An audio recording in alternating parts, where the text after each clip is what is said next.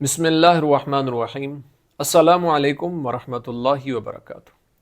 امید ہے آپ سب خیر سے ہوں گے۔ اللہ تعالیٰ مجھے اور آپ کو بہت سی برکتیں عطا فرمائے۔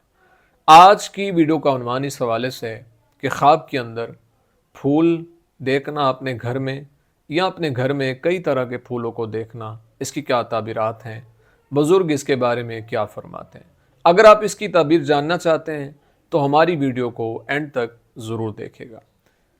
خواب کے اندر اپنے گھر میں پھول دیکھنا یہ اچھا خواب ہے، اور یہ کسی لڑکی کے ساتھ نکاح کرنے کی طرف اشارہ ہوتا ہے، یعنی یہ نکاح کرنے کی طرف اشارہ ہے۔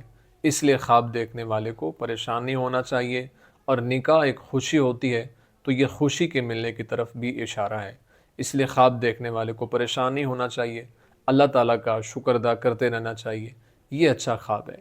اگر کوئی انسان خواب کے اندر اپنے گھر میں کئی طرح کے پھولوں کو کھلا ہوا دیکھے تو یہ اپنے گھر والوں سے خوش ہونے کی طرف اشارہ ہے، یعنی اپنے گھر والوں سے خواب دیکھنے والا خوش ہوگا، یعنی ان کی وجہ سے پریشان نہیں ہوگا۔